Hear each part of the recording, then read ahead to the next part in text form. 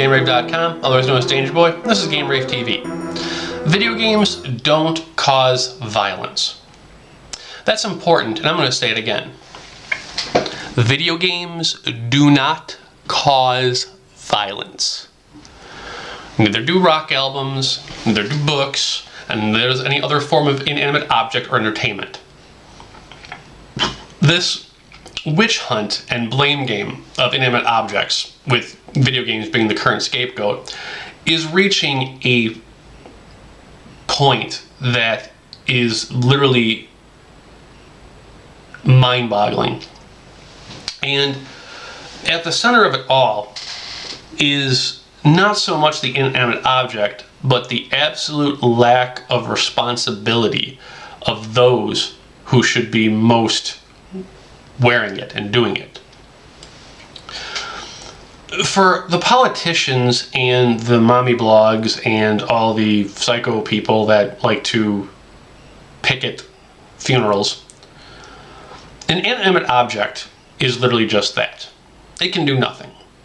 With a video game cannot do anything unless you interact with it. And in order for one to interact with something, they have to fully understand it. And when it comes to blaming video games for any type of violence, there is only one group of people who are responsible and who should be blamed for any type of problems. And that's parents. Now, I am not making parents the scapegoat in place of the video games, but I would like to provide some examples. First and foremost, in order to buy a mature-rated video game, you have to be 17 years or older with a valid state ID or driver's license. In most retailers, if you are caught selling a mature-rated video game to a minor, you get fired, someone else gets fired, or there's other problems that happen. So, in order for that child to initially get the mature-rated game, at least from a direct family standpoint, he has to have a guardian with him. And that guardian has to grant them permission to have that game. I've worked gaming retail for 14 years, across 3 companies, 2 states, at least 7 stores. Violence in a video game has never been the problem when it's brought up with parents about the maturity of the game. It's usually the language or the nudity, which is kind of weird. Most of the time, it's the language. Like, they will just say, oh, he can turn the volume down, he's fine. They have no problem with the violence. Which is interesting, because that means most parents would be okay with the child chainsawing a naked woman in the video game just so long as she didn't see the nipples or she screamed.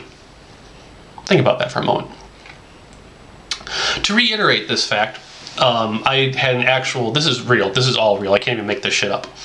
I had a mom with her 7-year-old who was wearing a crucifix. Obviously she was religious. Now, I was raised Catholic, but I'm agnostic now because I don't believe any shit a religion would have on you. But as she was in the game store, at the game counter, talking to a game store employee and buying her son Grand Theft Auto 4, she commented that video games were causing people to turn into zombies. She is saying this as she is buying Grand Theft Auto 4 for her son.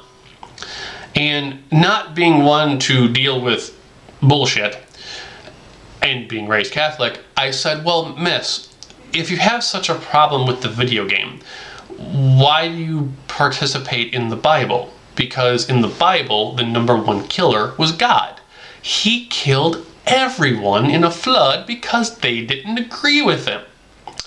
And this mom's response in front of her 7-year-old was, and I quote, word for delicious word, yes, but God said he'd never do it again.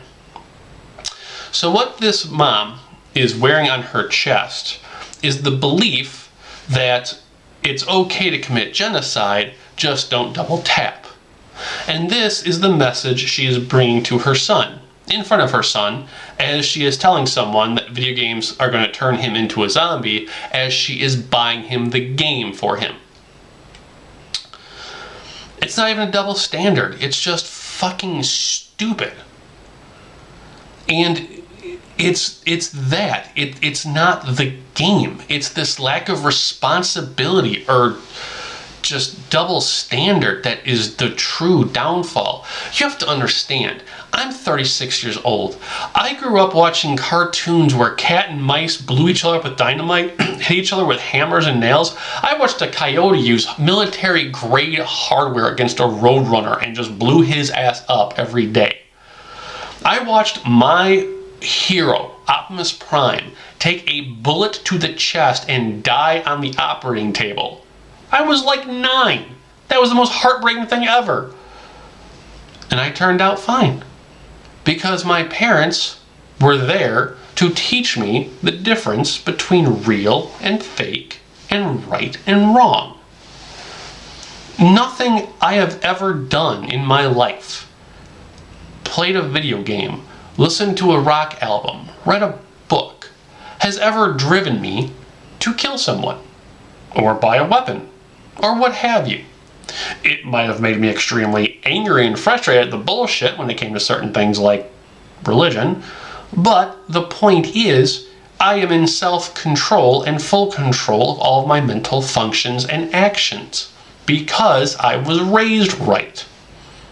My parents were responsible. There was no double-edged sword or double standard. When I did stupid things in school, they took away my AC adapters from my game system so I couldn't play them, and the batteries from my Game Boy because they're sneaky. Like, I don't understand when parents just stop being parents. When did this responsibility go out the window? And what's even funnier is this whole responsibility hasn't started with video games. Video games are just a current scapegoat, and I got news for everyone. This is not going away anytime soon, and if we're not careful, video games are the last greatest not inanimate object scapegoat these blamers and freaks have before they just say, okay, it's people. We have to control you. You can't think for yourself. We have to, like, you know, manage your food. Oh wait, they tried doing that with soft drink sodas. Oh yeah, we're already there. It's pretty cool. But going back, as I said before, video games weren't the first scapegoat. There was the rock albums, and there was the books that they burned because they didn't want people thinking or having rational thought or not arguing with the state. And then before that, they were burning witches who were basically young or old women because, you know, someone said, oh, they're a witch. We should burn them. Fuck proof. Who needs proof? Get out of here. And then if you go back more, there are the religious crusades where everyone killed everyone because someone else's god was inferior to their god. And then you went back further, and there were the Romans who fed anyone and anything to the lions if they didn't agree with them. And then you go back further, and it was the, like, you know, crazy, I can't think of the name from now, but like religious tribes that would sacrifice whole villages to some imaginary being because we didn't want to anger them.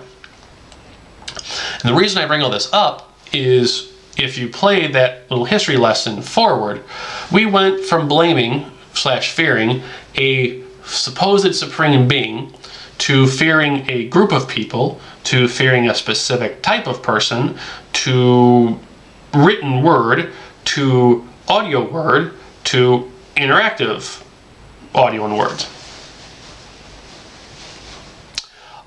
Our scapegoats have been getting more and more inanimate as we go. And that's not good.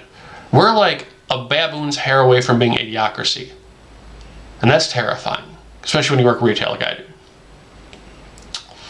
Long story short, and this has been long-winded, but I just had to get this off my chest. Video games don't cause violence. They don't. They don't. They don't. I am living proof.